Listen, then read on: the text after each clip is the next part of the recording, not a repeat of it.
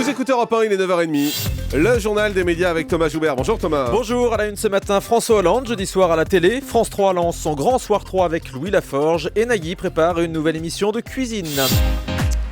Mais on va commencer tout d'abord avec ces fameuses blagues carambar. On nous avait annoncé la fin des blagues et finalement, on a appris il y a un peu plus d'une heure que tout ça était bidon. Eh oui, la marque de confiserie l'a annoncé sur son site internet. C'était une blague, se contente d'écrire ce matin carambar. Et elle détaille le procédé utilisé pour organiser ce piège qui a affolé les internautes et les médias, puisque de nombreux journaux d'information avaient relayé cette information, notamment le 20h de France 2. C'était donc une blague. Voilà, et une blague qui ne fait pas vraiment rire. J'ai regardé un petit peu les réseaux sociaux ce matin. Beaucoup trouvent que c'est pas drôle et que ça n'avait pas beaucoup de sens. On aura sans doute l'occasion d'y revenir, peut-être. On continue avec l'intervention télévisée de François Hollande. Ce sera jeudi soir sur France 2. C'est officiel, le chef de l'État sera l'invité exceptionnel de France 2 de 20h15 à 21h. Il sera interviewé par David Pujadas au cours d'une émission spéciale. Comme à son habitude, François Hollande se déplacera dans les studios. Cette intervention est très attendue alors que la popularité du président est en baisse sur fond de crise économique, de rigueur budgétaire et de montée du chômage. Louis Laforge prend les commandes du Grand Soir 3 ce soir. Oui, c'est le grand soir pour Louis Laforge. Il présentera cette nouvelle tranche d'informations tous les soirs en deuxième partie de soirée sur France 3 pendant 1 heure. Au menu, un journal, un débat, des invités et des chroniqueurs pour balayer toute l'actualité du jour. Louis Laforge, invité du Buzz Média Le Figaro. La promesse en une phrase, c'est résumer effectivement l'actualité du jour, mais comme le font toutes les éditions. C'est aussi d'anticiper sur l'actualité du lendemain, puisqu'on est à l'antenne tard le soir, donc il faut qu'on regarde aussi beaucoup devant nous, et donner la parole, si possible, au maximum de personnes qu'on n'entend pas ou peu sur les autres antennes. Un épisode spécial de Plus belle la vie pour le 21 juin, toujours sur France 3. Le jour de la fête de la musique, Plus belle la vie aura droit à un épisode 100% musical selon Téléstar, c'est-à-dire que tous les personnages du Mistral pousseront la chansonnette. C'est un exercice qui se fait beaucoup dans les séries américaines. On avait vu ça par exemple l'année dernière dans Grey's Anatomy. La chef de cuisine Babette de Rosière se lâche sur plusieurs personnalités. Et elle n'y va pas par le dos de la cuillère, si je peux dire. Dans les colonnes de Voici, la chef de France 5 et de France O dit que Geneviève de Fontenay est stupide. Quand elle m'a vu, elle m'a dit qu'elle n'avait pas le palais exotique. Babette de Rosière s'emporte. Qu'est-ce que c'est que ces conneries? Parce que je suis noire, je mets du piment partout. La chef s'en prend aussi à Mimi Mati. J'ai préféré la laisser au niveau du bonsaï, dit-elle. Et à Clotilde Courreau, qui aurait été très désagréable. C'est pas du racisme, ça.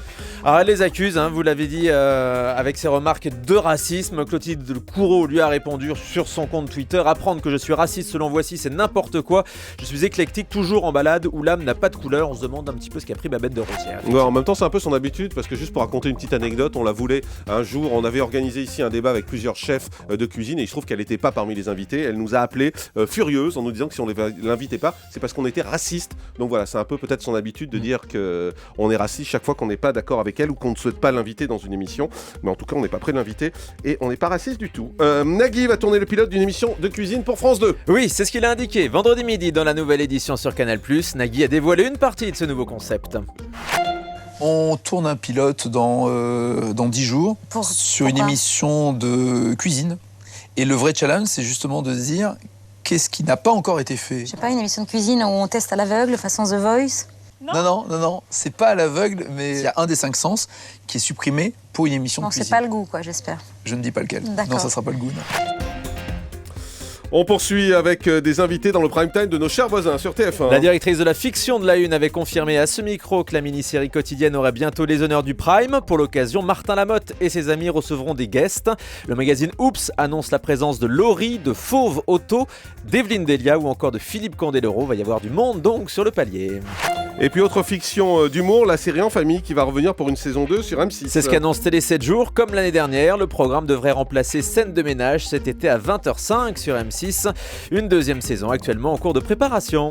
M6 lance une nouvelle météo dès aujourd'hui. Un nouveau décor, de nouvelles cartes et une nouvelle Miss Météo, la jolie Tatiana Silva qui rejoint l'équipe des présentatrices. Ex-Miss Belgique, elle nous vient de la RTBF, la télévision belge où elle présentait déjà la météo. M6 promet des bulletins plus détaillés avec de nouvelles rubriques et plus d'interactivité à découvrir donc dès ce midi. Et puis le comédien Francis Lax est décédé. Il avait joué dans la série Commissaire Moulin et dans de nombreuses pièces de théâtre, mais il était surtout connu pour ses doublages à la télévision et au cinéma. C'était notamment la voix de Magnum Millennium, de Hutch, de Han Solo dans la guerre des étoiles et de nombreux personnages de dessins animés, notamment Sammy dans Scooby-Doo. Eh ben justement, je crois qu'il sait qu'il a affaire à des trouillards. Au secours! Attention! Voilà, ça fait bizarre. Des tout à souvenirs, coup. des souvenirs. Exactement, on termine avec le chiffre du jour. 20 comme 20 ans, c'est l'âge de la chaîne Série Club qui fête cet anniversaire depuis hier sur son antenne avec plein de nouvelles séries inédites. NYC 22, American Horror Story. NYC 22. NYC 22. Oui, New York 22 quoi. Ah oui, d'accord, je comprends mieux là. Call Me Fitz aussi, Sweet, bon bref, que des séries américaines qu'on connaît pas encore, mais qui ont l'air vachement bien. À découvrir sur Série Club, le pionnière de ces chaînes du câble et du satellite, né donc il y a 20 ans. Vous parlez mieux anglais que français finalement. Merci beaucoup, Thomas Joubert.